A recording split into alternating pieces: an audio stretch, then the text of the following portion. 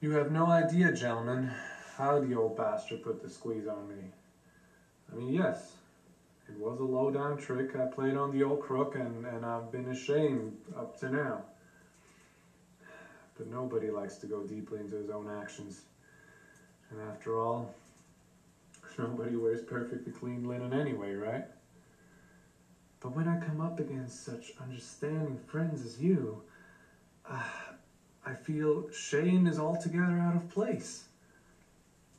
It's odd, but I feel you understand me, and I'm beginning to understand myself, as though I'm meeting a person who happens to be myself, and whom I used to know in a vague sort of way as a sales manager with wife and kids somewhere.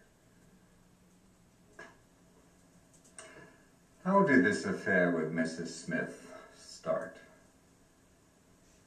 Let us imagine that he saw this juicy little piece one day. Mrs. Smith opened the door herself. Her husband would not be home tonight, she said, and her maid was out.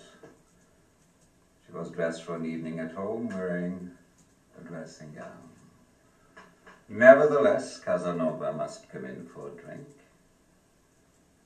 She invited him in, and so they sat together in the living room. How do you know all this? People's lives are all much the same. She was alone and bored. Albert saw the swell of her breasts. And as she talked in vindictive, disillusioned terms about her husband, the idea came to him that here he must apply his leverage, and in fact he had begun by the time it had occurred to him. And so the moment arrived when at last he held all the cards.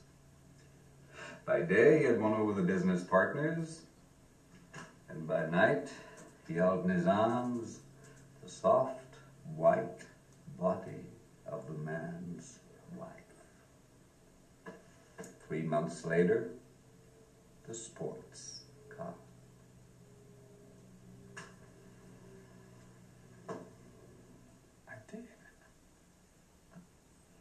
I did murder him. I'm guilty. On the contrary, a sales manager is but one example of many. When I declared that he is incapable of guilt, I did not assert that he is an innocent and stainless soul. Mr. Hamilton has committed all the crimes of which he is capable of committing. He is guilty of adultery and swindling. But he is not a murderer, however. He is a victim of the age, which itself, alas, has succumbed to the rule of chaos. Now, what in truth has taken place?